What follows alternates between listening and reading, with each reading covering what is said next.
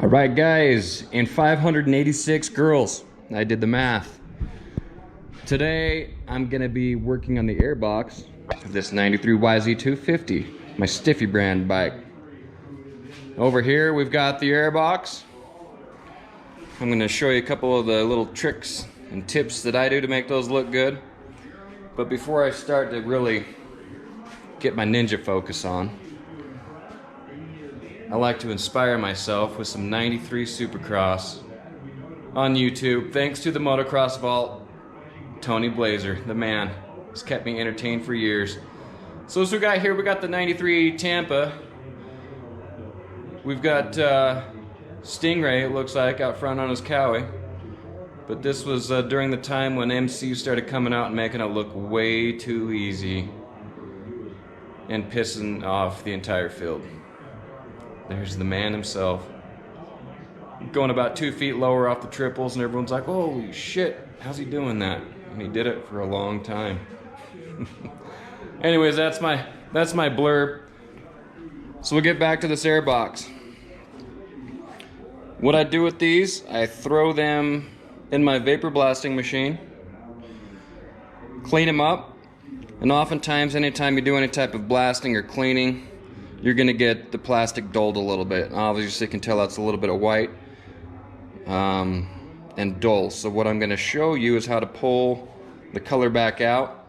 It's a trick that people have used for many years, and it's heat. So I got my heat gun here. My tools of the trade for this job: heat gun and new bike in a can, SC1. So we're gonna throw some heat on this guy. I like to have it at about 730 degrees. You gotta be careful, you don't wanna melt the plastic. You wanna get it close enough. We'll start up here, it's easier to see. Close enough to the plastic, you don't wanna melt it because you will. You wanna kinda move it around slowly, and you give it a few and you're gonna start to draw that color back out, as you can see right there.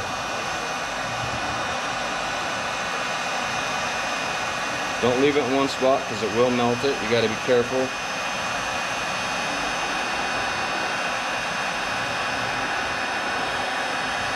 So satisfying.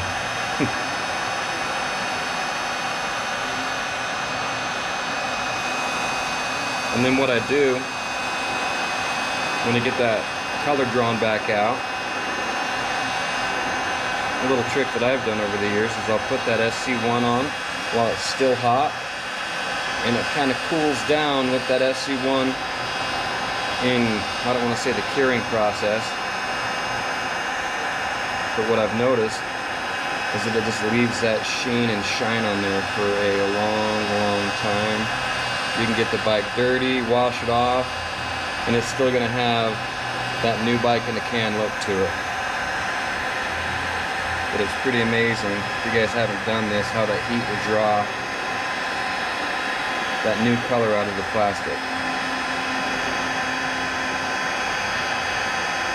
And I've already done it to the other side, so I'm not going to bore you too long. I'll stop what I'm doing and show you real quick what the other side looks like after I've done the process.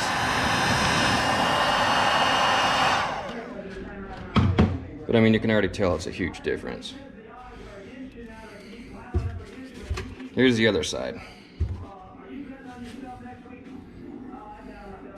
Nice and dry. That's what you get.